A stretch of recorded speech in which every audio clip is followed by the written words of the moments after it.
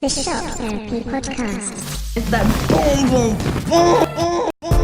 At that point, electric current is passed between the electrodes in the head. That shit just kicked in. I just feel like I smoked 1,000 blunts. For discovery brings with it the penalties of society. Shame, arrest, prison. Oh, sorry, I was taking life seriously. I'm over the end dangerous territory. This is dangerous territory right here. I'm in. I don't know what psychotic means, really.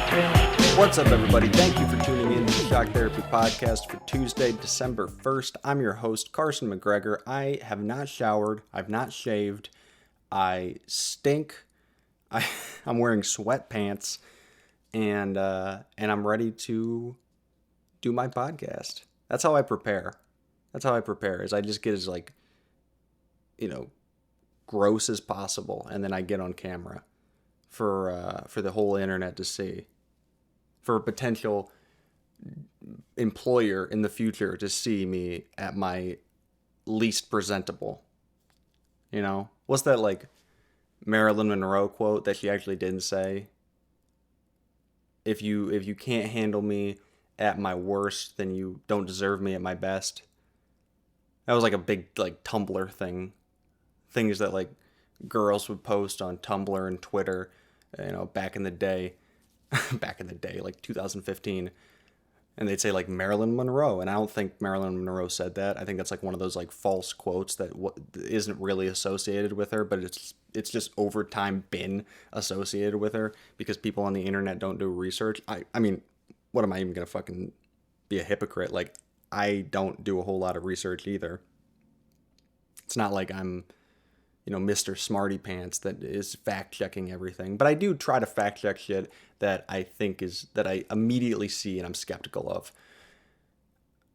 But, I'm guilty as anybody else of just seeing something and just buying it because it makes sense. Rather than, doing the 20 seconds of research it takes to fucking Google something. That's why I don't like social media, man. That's why I don't like social media at all. Because mainstream news, I've talked about this before, that mainstream news is super unreliable. You can't really trust it for the most part because a lot of it is biased in some way, shape, or form, mostly politically biased. Fox is Republican, CNN's Democrats. A lot of the major news sources are liberal, and then a lot of them are conservative as well. There's just a lot of that out there. And you can't really trust it. If it's coming from a biased source whatsoever, you can't trust it. I don't even know who you can't trust, to be honest with you. I guess, what is it? NPR is pretty unbiased for the most part. What's the main one? The main one with all the journalists, the independent journalists. I'll think of it later. There's that. Whatever that is, the name escapes me right now. But there are reliable news sources out there. They're not as flashy, they're not as exciting. They just kind of tell you in plain facts what's going on. My life coach was telling me that they don't do it anymore, but France used to have this news website where it was either France or Germany. Had this news website that you could translate it to English, and they had a section for every major country in the world, the top 5 news stories of that day, what's going on in that country. And they had the U.S., so you click on the U.S., and it's basically just facts. There's no bias because nobody's got anything to gain in Germany by being biased about America. So they just tell you what happened. They don't care about our political system. They don't care about, Republican, Democrat shit. They're in a totally different political environment, so they don't give a fuck. They're just writing the facts, which I wish there was something I could find out there. If you know something like that, like a source like that, that's just straight up, no bullshit, no political bias, they're hard to come by. I don't know. But that's why I hate social media, because social media has, in a lot of ways, become people's news. People get 100% of their news from Twitter. They get it from Facebook. They get it from fucking other places. Reddit. I think Reddit, out of all those, is the most reliable, and Reddit's still fucking unreliable because at the end of the day, you don't know who the fuck, they have no credentials, whoever's posting this shit. It's just whoever decided to post it. And if it got upvotes, then fucking A, like, you're seeing it. Now, the reason I say Reddit is the most reliable is because the things that get upvotes on Reddit, usually it's kind of a self-vetting community. If you post just straight up bullshit, people will often just look it up, research it, do their own research, and call you out on it if you're bullshitting. At least one person will do that, and it'll be public. It'll be very public, that comment that they made. And so regardless of if you got upvotes, then immediately whoever is reading it will read the thing right underneath it. Well, this is bullshit, and here's why. So Reddit is the most reliable out of like the social networking things that you can get news from, but still, it's still fairly unreliable. And Reddit has this whole thing with vengeance, where if somebody's ever perceived of doing something wrong, they'll immediately just be like, fuck this person, they need to be dead, let's fucking kill them, let's cut off their head, let's scalp them, let's cut off their toes, let's hang them by their toes like Mussolini. They do not care about facts when they get vengeance in their fucking hearts. So that's why Reddit is unreliable. Facebook is unreliable because of course it is. It's just it's the worst. I'm glad I never got on the Facebook train. When I was young, when I was like 10, and I was first kind of experimenting with the internet for real, everybody in my grade, everybody that I knew was getting Facebook. They were like, oh yeah, I just made a Facebook account. Well, we're all on Facebook. And I never was into it. I never cared enough to be into it. It never really it was something that I was like, oh, I gotta get on Facebook. Because I have social anxiety and I want to fit in, but it just didn't matter enough to me to do it, Same thing with Twitter. Twitter has become like arguably the most popular social networking app for my generation. But I just never really cared enough to get on Twitter. It's just something that doesn't appeal to me. Facebook, Twitter, don't care about those. I'm on Instagram because I'm a visual guy. I like to see pictures. I'm like a fucking child. If I open the book and there's no pictures, I'm putting the book back down. I'm putting it back down and I'm watching some TV because I'm a dummy. I'm a big dummy and I don't like to read.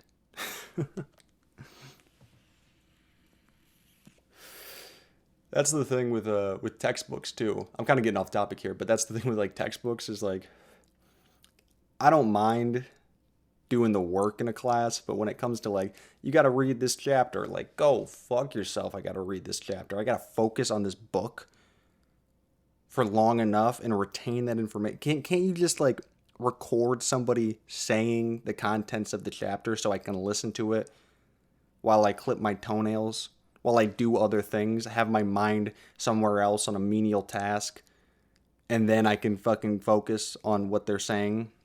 Like a podcast, the way you listen to a podcast is kind of background noise to a certain degree, but you're still picking up on it. You're picking up on the important shit. That's something I've always struggled with in school, is just reading whatever they assign to me. SparkNotes has been the plug, bro. It's been the absolute plug. I fucking love SparkNotes. Teachers are getting hip to it though.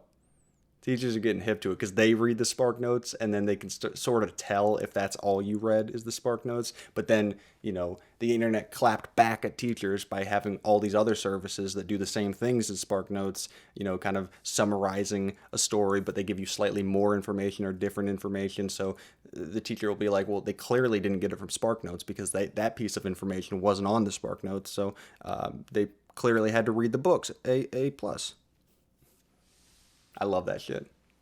Kind of weaving your way around it. But yeah, I just never really gravitated towards social networking. And it's become such a major thing.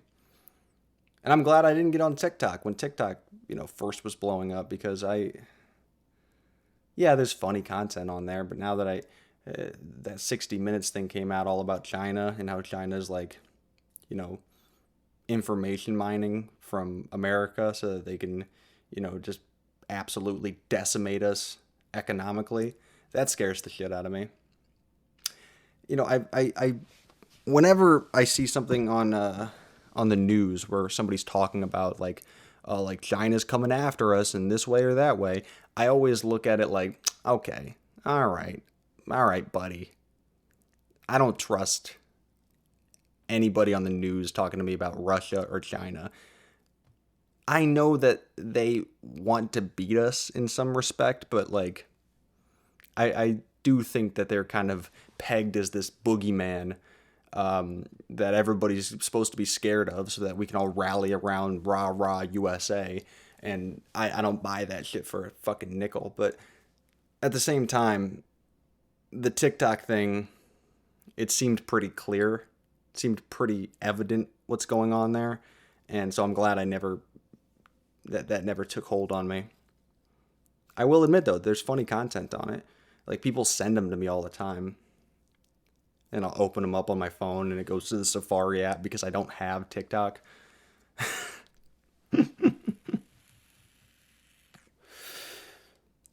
Now, as far as my online presence goes, whoever's doing, it's definitely a computer algorithm, but the marketing, you know how they market directly to you based on your interests online? Whoever's doing that, I don't know how they're getting it so right because I don't look up that much shit that I'm actually interested in buying. I don't know how they're nailing it. Like the amount of shit I get for like Dr. Squatch soap or, Manscaped or shit like that. Like I'm a sucker for that shit. I will fucking buy men's grooming products. I know it doesn't look like it if you're watching me right now. It doesn't look like I've ever used a grooming product in my life, but that's more of a recent development that I want to like take care of myself, take care of my body, skincare, fucking grooming, like shaving your fucking balls. That has become way more important to me. By the fucking way, I got to talk about this Manscaped trimmer. Not a sponsor. I don't have sponsors. I'm not famous or popular. Nobody cares about what I do. Nobody would sponsor this. I'm going to make that abundantly clear. This is not a sponsorship. This is just something that I've fucking realized about the Manscaped thing. I just got it for my birthday like a month ago, and holy fucking shit, dude. No cap. It's amazing. It's amazing. Like the Lawnmower 3.0, if you're looking to get somebody something for Christmas or you just need your balls to get shaved better, fucking buy it. I've used trimmers on my nuts before, and none of them are gonna work. Like none of them work. What I have to do is like kind of pull the hair up, and then just like with the trimmer, just like not touching any skin, just kind of go right as close to the skin as I can, and just like knock them off like I'm cutting with scissors. That's what I have to do. But with this thing, you can be fucking drunk in the dark and still just nail it every single time. It's not gonna hurt you. It's a great product. It's a great product. See, if you're looking for good products, I'm the guy because I have no influence. I have nobody telling me what to say, and all this is just coming straight from my heart. Buy the fucking Manscaped shit. It's great. It's great. No cap. It's amazing. What else? I don't really buy a whole bunch of products. I save money, so I don't really buy a whole bunch of products. But whoever's doing the marketing to me, god damn it, I want to buy a lot of that shit. It looks really cool. Now that I'm sold on Manscaped, like all these other ads for these like men's grooming products, because there's been a huge push for that recently, of like all these like hip, like youth-centric ads. Like the goddamn Dr. Squatch guy, making jokes to the camera, being like, you're not a dish, you're a man. Like, why are you using dish soap on your body? Like, the ladies are gonna love smelling your nuts. Like, just being crass and kind of hilarious. Like, I gotta admit, they do a great job. I think the Old Spice guy kicked that off a long time ago when they first had those like weird avant-garde commercials with Old Spice. But yeah, no, I'm really tempted to buy a lot of these men's grooming products because they look cool. But I don't. I don't. I care about money too much. Dude, I gotta admit, once I got off drugs, it's so easy to save money. It's so fucking easy. Once you stop smoking pot, drinking, and fucking doing drugs, I guess those are both drugs, but they're classified as something different in a lot of people's minds. But, once you stop doing that shit, it is so easy to save fucking money. I don't gamble. I don't fucking, eat expensive meals at restaurants. I don't do any of that shit. So, like, my money has nowhere to go. I have plenty of clothes. I hold on to clothes for maybe a little bit too long. And when I buy new clothes, I try to do it at Goodwill. Like, it's so fucking easy to save money. So goddamn easy. I haven't taken a good will run in a while. Fuck. That's something I gotta do. Maybe tomorrow. Maybe I'll do that tomorrow. Oh, by the fucking way, I got my license restriction taken care of. I don't have a restricted license anymore. I'm a goddamn free man. I've talked about it a couple times on this podcast that I had a restricted license from the state because of all this fucking legal bullshit that I went through. Which it was a light penalty. For what the charges were initially, I'm not going to get too far into it, but from what I was initially charged with and the penalties for that, a 6 months of a restricted license, that's light work. I can do that and do it with a goddamn smile on my face. But it's done now. It's done. Now I can do whatever I want. But what's weird about it is I followed all the rules. Like, I did not drive when I wasn't supposed to at all. At fucking all. I just stayed between the lines. I only drove to work because I was allowed to do that. And that's it. That's all I did. And now that I can drive wherever I want, do whatever I want, it's bizarre because I still don't want to. I've kind of become a homebody in this process. I was already kind of a homebody. I'm a very anxious person and I don't like to go out a whole lot. I went to Walmart the other day because I needed to buy a new set of Christmas lights because one of our sets went dead. And I just went by myself. My dad asked me to go, hey, could you run out to Walmart and grab that shit? All right. So I get in my car. I'm wearing basically what I'm wearing right now, just like a sweatshirt, sweatpants, no underwear, shoes with no socks. I was a fucking mess. And I was anxious as hell. I was anxious as hell the whole time. I just wanted to get out of there. I wanted to leave. I don't like being in public places with a lot of people. It makes me very uncomfortable. And so I have no place to go. I have no adventures to have. I just want to stay at home. When the stay-at-home order happened, I was pretty comfortable with that. Because what am I doing? What am I doing other than just staying at fucking home? This is what's comfortable for me. I don't know if any of you guys are like that, where the fucking COVID shit didn't really even faze you. Because you're like, oh, I'm not going out in the first place. I think I saw a meme about that. Like the Michael Scott meme where he's like looking goofy as hell and he's getting that award. You know that meme? Fuck, man. I'll flash it up. I'll flash it up on the video. And it's basically like the stay-at-home order. Like people like the award, it said like the people congratulating you for the stay-at-home order, and it's being given to him. And over Michael Scott, the text says introverts. Introverts getting like congratulated, like, oh, you're doing great staying at home. And it's like, I wasn't going anywhere regardless. I don't know why I just explained a meme. Is there anything worse, anything more boomer shit than explaining a meme? Holy fucking shit. I feel like an old ass man. I'm 21 and I feel like an old ass man. Like, I hate social media.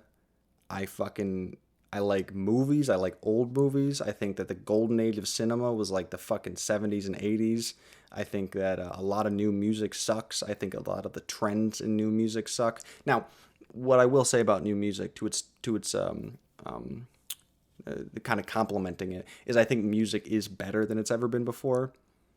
That's something that's some boomer shit that I think that, whatever, I think Chris Rock said it, whatever music you were listening to when you started getting laid, that's going to be what great music is for you across the board.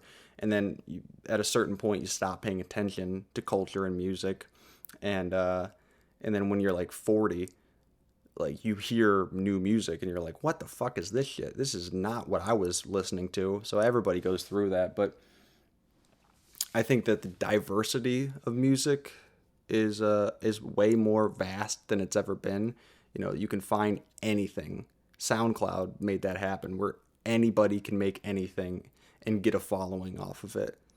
I make this like really weird industrial hip hop punk shit. Okay, there's people out there that want to listen to that. I mean, you make it because you like it, so if you like it, then somebody else out there has to like it, and finally you can find an audience to listen to it. So I think music is generally better than it's ever been, but I think popular music that's in the kind of top 100, the Billboard top 100, is like the worst it's been. Not the worst it's been ever, but the worst it's been in a long time. And, well, maybe not even that. Just, what am I trying to say here? Like, it is one of the worst times for top 40 hits. And I think part of that is because of the strides people have made in like weird subgenres and weird different types of music, underground shit. A lot of that is out there right now. So the lengths of people pleasing that artists have to do to make top 40 hits is like insane. It's fucking insane. Like you go in like the Billboard top 100, and I think like 90 out of the 100 are just such lowest common denominator, soulless garbage songs. I know I sound like an elitist. I know I sound like a fucking a hipster or whatever, but I mean, listen to that shit. Like, a lot of it's okay, but for the most part, it's so reduced and sanitized and gross. That's why I like that song, the Cardi B joint, the WAP song, because yeah, I've heard songs like that before. I've heard a lot of songs like that before. I've heard a lot of like over-sexualized songs from female rap artists. Those have existed for a long time. But to see it get so mainstream, to see that get so mainstream, I'm like, that's something cool. That's something cool to see in the mainstream. And it's also a good song. It's also like a banger. It's a great fucking song. There are good songs out there that make the top 40, that get that level of popular. Like, I think Lil Baby, I've always clowned on Lil Baby because I never really liked him, but I can't deny that he makes pretty good music. A lot of the time, DaBaby, all the baby artists, they're killing it right now. DaBaby makes pretty good music, doesn't always, but from time to time he makes really good shit. I'm talking more like Post Malone. Post Malone makes the most like boring bullshit music I've ever heard. I'll clown on Post till the day I die, because I know he's a nice guy, and he gets hate already. If you're that popular, that level of popular, you get hate no matter what. So I'll just clown on him because I don't know. I like clowning on him. I like clowning on Drake for a variety of different reasons. I talked about Drake a little bit last week when I was talking about how the fuck Meek Mill didn't win that beef, how he didn't clap back with something ridiculous. I'll always be a conspiracy theorist about that shit, that like some industry shit had to get in the way there to stop Meek Mill from just ending Drake's career. Not literally, but you know what I'm saying. Like the way Pusha T did, just like stopping him in his tracks. Like, you cannot respond to the shit I'm about to drop because it is so fucking personal and gut-wrenchingly hard, It's just hard. And I think Meek has the ability to do that more than Drake does. Because Drake is not a very good artist. He's just not a great rapper altogether. He's just not a super technically put together rapper. Like he's got a good voice, and he's obviously understands musical aesthetics to a fucking scientific degree, or else he wouldn't be able to make this like elevator music that he makes right now that everybody likes, because it's just so people pleasy. I don't even know a better word for it. It's just people pleasy. Like, it doesn't seem natural. It doesn't seem organic. It doesn't seem real. It just seems like radio shit. I'm trying to not to come off as like an asshole, elitist music snob, but because I like a lot of popular music, but there are some artists out there that I just I can't say a whole lot of good shit about. And also, Drake like steals this patois from a lot of different cultures, specifically Jamaican, to make really popular music without giving credit where credit's due. I think I've talked about this before, that like at least when Ferg made Shabba Ranks, he's making it about this artist. He titles it Shabba. The instrumental is very much inspired by something Shabba Ranks would have done. But he didn't just make the song and then not acknowledge who Shabba Ranks is at all and just kind of steal the sound. Like he has Shabba in the video. Shabba is like on the remix. Like there's credit where credit's due there. You know what I'm saying? Hey, you don't know what I'm saying. I don't even know what I'm saying. There's a lot of reasons why I don't like Drake, but fuck, man, it just gets to me that he did. Meek Mill is such a more talented lyricist in every way. You know who I feel bad for?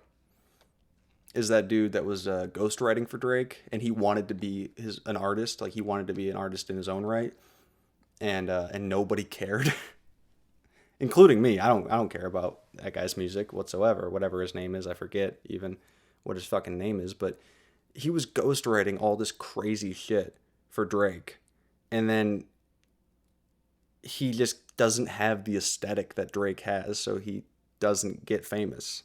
Isn't that crazy? Like that Rico verse, hard. That's a great verse. Like the flow on it is so fucking good. What he says on that, the way he says it, it's great. And it was ghostwritten, so I'm not giving a whole lot of credit to Drake. I mean, the performance is all him. Like his performance on that song is really good, but the guy who wrote it, like, can't get his feet off the ground in music, and that's just kind of sad to me. Because I identify with that on some level. Like, I've tried to make rap music before. I have rap music out that I've made, and I've always felt like I don't have a great aesthetic. I don't have a great voice for it. I don't have a great delivery. But I think I'm a pretty goddamn good writer. Like, everybody I've ever shown my lyrics to, they're like, these are really fucking good. But I just don't have the performance ability to deliver them properly. So what I really want to do is I want to be that type of guy. I want to find an artist with very little writing ability, but great performance ability, and just write them lyrics. Because I think I could do that in a heartbeat, and I would be fucking good at that. That's a job that's an industry that's hard to get into, because it's like kind of an underground thing. You don't want to like be public about it. Like, hey, I got ghostwriting. I got ghostwriting ability. Who wants it? Because nobody's gonna openly be like me. You kind of have to go, under the table with that shit. Like, hey, here's a verse. Slide me some money, and you can have this crazy ass verse. And yeah, it's probably a really hard industry to get involved in. It really probably starts with like an independent artist who has really great writing, but like I said, not a whole lot of performance ability. And then a famous artist hears that shit and they're like, write lyrics for me. I'll pay you this ungodly sum of money to write my lyrics, and you get paid and I get all the credit. Cool? And that person's, a small, struggling artist, so they're like, yeah, I guess I'll do that. And then in my free time, I'll make my own music. But then what ends up happening is that the style that they've just perfected for this other person is credited to that person, so they get none of the accolades for it. It's kind of a bummer. I mean, it's the same way that, like, I think writers don't get a whole lot of credit on television and movies. Like, whoever wrote the screenplay, they fucking made the roadmap for that movie. Or that show, that episode. Like, why are they not the most touted, respected person in that industry? It's always like the director and the actors. Well, obviously, they pull their weight just as much. But without the writer, there's nothing to be made. There's nothing to exist. Like, why does the director get all the fucking credit? Like, his job is definitely less necessary. Not saying it's not necessary. A director, having a great director makes a great movie. But if you just took a cinematographer and a fucking lighting guy, a sound guy, and a couple actors, you could make a movie. But you need a movie to make. You could do it sans director, no director, but you need a script. You need a movie to be made. And if the script is good, if, maybe it's not directed well, that can be made up for by the fact that the script is really good and that the other elements are pretty good. So, I don't know. I don't even know what I'm talking about at this point. Why do I always end it with that? I don't even know what I'm talking about at this point. I think I'm going to go take a shower because I really need one desperately. Make a cup of coffee because I'm still half asleep. Hope you guys have a good week. Hope you guys enjoy yourself. Enjoy the Christmas holidays coming up. Thanksgiving just happened. Be thankful for all the wonderful things in your lives. Or if nothing's really wonderful in your life, be thankful that it's not worse. You guys have a good one. Drink RC Cola, sway for president, and I'll talk to you guys next week.